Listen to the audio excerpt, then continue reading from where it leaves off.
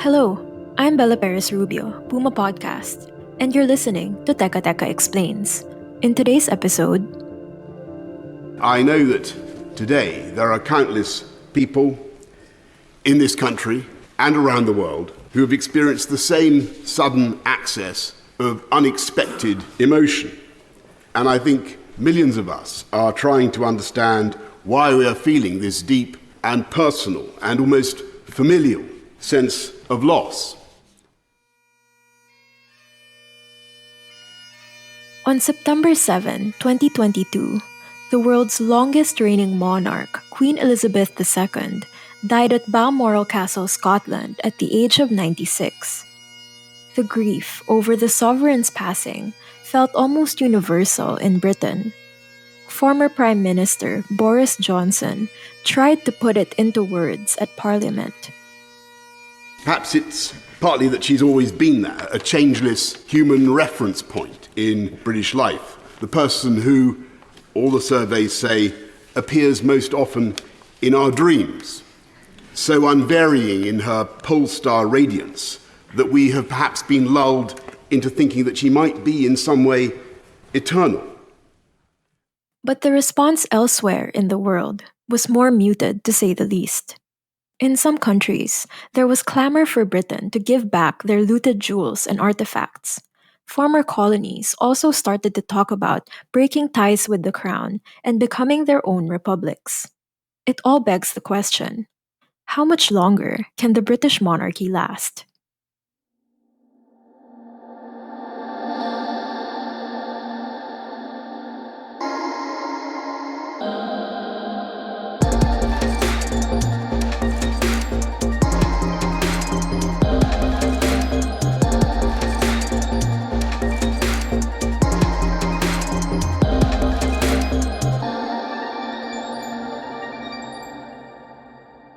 The thing about the British Empire, especially for the British, is that there is still ongoing nostalgia for empire.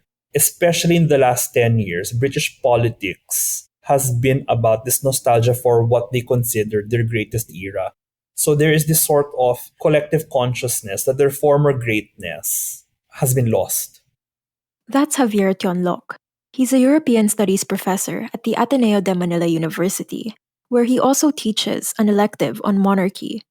The contemporary monarchy is a successor of centuries of empire, centuries of imperialism, and of course, with imperialism comes experiences and now memories of abuse. Violent experiences, violent memories, crimes that have yet to be addressed in legitimate forms of reparation. One form of reparation that has long been sought by former colonies is the return of the crown jewels. Take, for example, the 105-carat oval-shaped Kohinoor diamond, or the Mountain of Light, one of the largest and most famous diamonds in the world.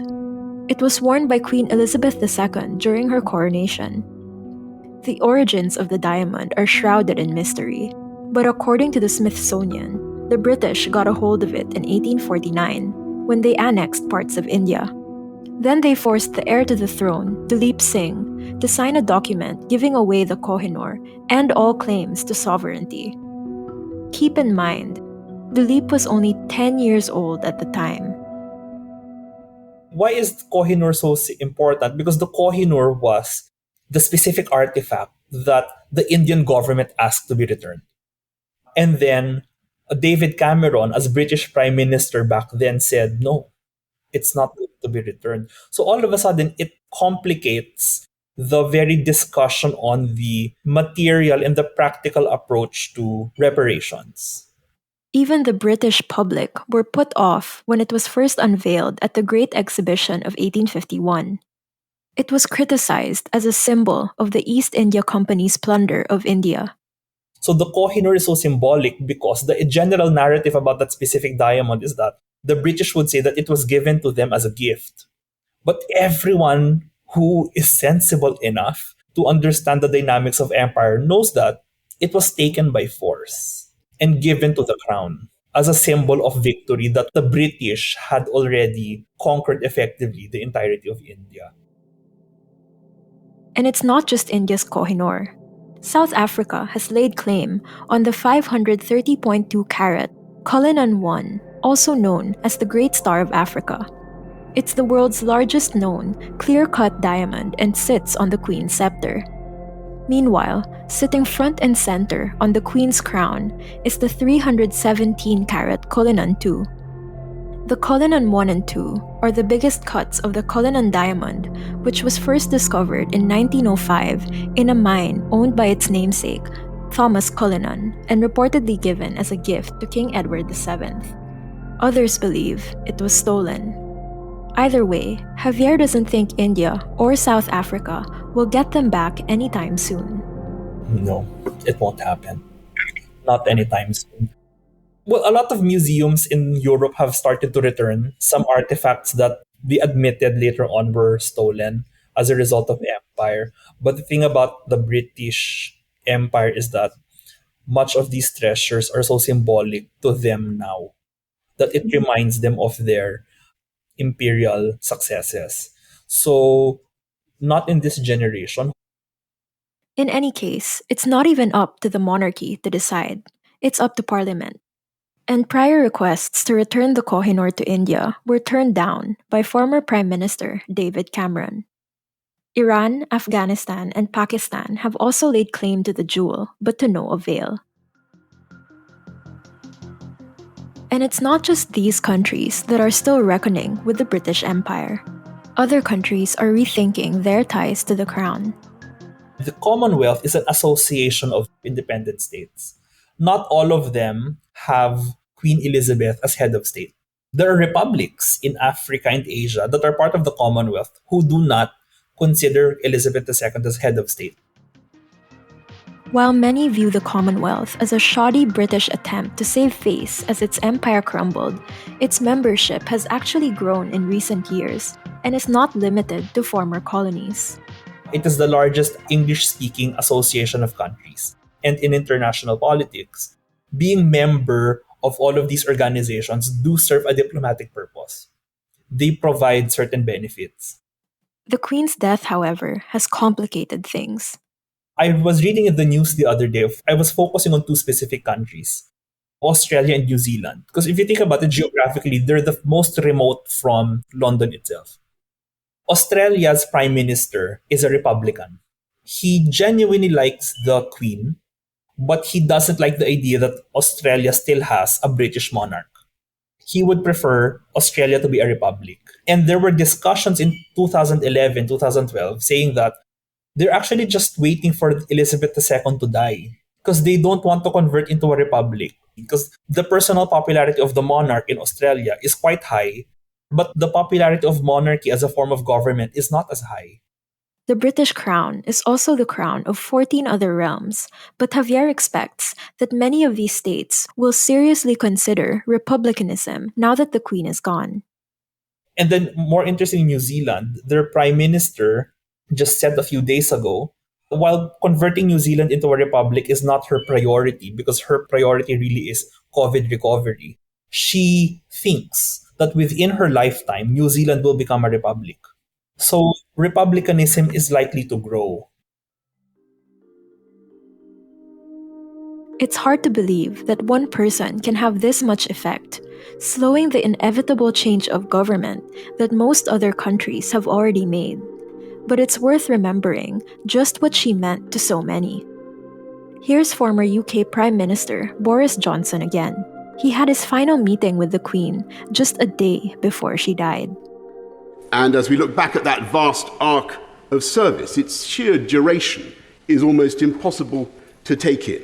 She was the last living person in British public life to have served in uniform in the Second World War. She was the first female member of the royal family in 1,000 years to serve full-time in the armed forces. And that impulse to do her duty carried her right through into her 10th decade to the very moment in Balmoral, as my right honourable friend. In fact, Queen Elizabeth first addressed her people when she was a 14-year-old princess in 1940, a year into the Second World War. Thousands of you in this country have had to leave your homes and be separated from your fathers and mothers. Before I finish, I can truthfully say to you all that we children at home are full of cheerfulness and courage. We are trying to do all we can to help our gallant sailors, soldiers, and airmen. And we are trying, too, to bear our own share of the danger and sadness of war. She echoed this when she spoke to her people through a televised broadcast in 2020, at the height of the pandemic. Today, once again, many will feel a painful sense of separation from their loved ones. But now, as then, we know deep down that it is the right thing to do. While we have faced challenges before, this one is different. This time we join with all nations across the globe in a common endeavor, using the great advances of science and our instinctive compassion to heal. We will succeed, and that success will belong to every one of us. To hear this from someone who lived through the war and the COVID-19 pandemic was just unprecedented. We should take comfort that while we may have more still to endure, better days will return. We will be with our friends again. We will be with our families again. We will meet again.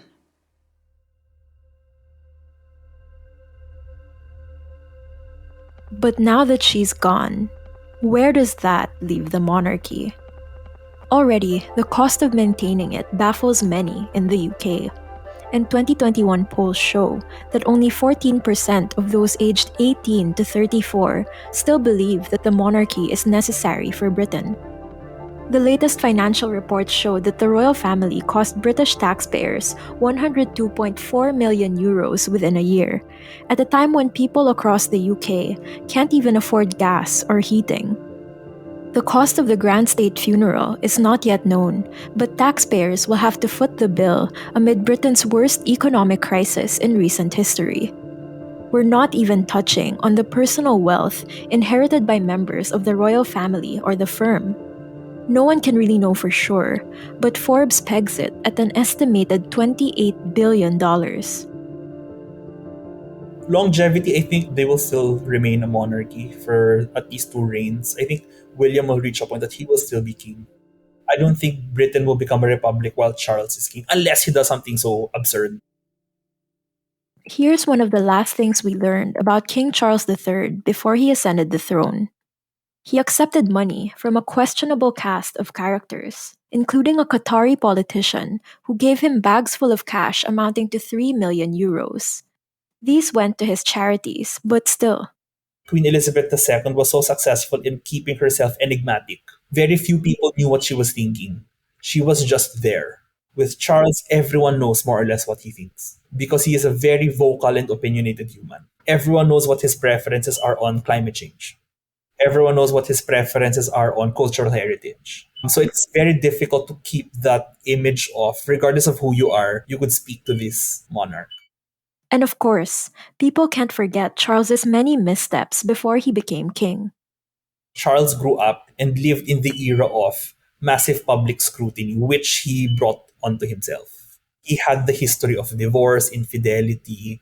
The Diana legacy will also affect how people perceive Charles and his wife. So that will be the skeleton in his closet. That how do you now revere a king who made so many mistakes that so many people hated just 25, 30 years ago? One way to make sense of these polarized views of the Queen and the monarchy itself is to remember that her job has, in large part, been characterized by a lack of decision making. She's a sovereign, the literal face of her country, but she's never really ruled. We have to be more specific and more detail oriented about how we understand imperial reparations. Because, for example, as a person who has studied a lot of European history, whenever I think of empire, I don't really think of monarchy. When I think of imperial abuses, I think of the likes of Winston Churchill. I think of the likes of Lord Balfour, a former British Prime Minister. Lord Balfour is responsible for dividing Israel, creating promising land to Israel, and then which we have now as a problem, the Israel and Palestinian conflict. That was a British decision. It was the British Parliament who decided that that would be the solution. And we're still living with those problems. The same can be said about other parts of the Middle East, parts of Africa, as well as India and Pakistan, hotbeds of long running conflict that once formed part of the British Empire. But that doesn't absolve the Queen or her ancestors of wrongdoing. We're not saying that the crown in itself should be immune to criticism. Because, of course, the crown was engineered to be the face of empire. So if people react negatively to it, it is normal. That is to be expected and that is highly valid. The challenge now is how do you differentiate, or should we even differentiate, the figurehead monarch from the multi generational establishment that is monarchy? Because even in Britain, they have a hard time doing that. And while anger at imperialism might be shoring up support for republicanism abroad, as we mentioned, there is a real feeling of nostalgia in the UK. Because with the United Kingdom, it's a totally different creature. The crown of the United Kingdom precedes empire. It goes back 1,400 years. So it's not something that they would be so willing to change overnight. And frankly, if you ask me, they shouldn't just change randomly overnight. Because in politics, overnight radical change is also a form of chaos. It will produce an amount of instability that British society might not be ready to address.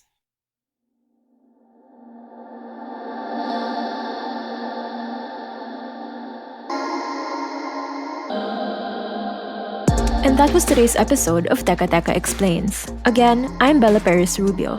This episode was produced by Kat Ventura and edited by Presh Capistrano. If you like this episode, please give us a 5-star rating. And of course, don't forget to follow Teka Teka Explains and our 5-minute explainers, Teka Teka News, wherever you listen. Thanks for listening.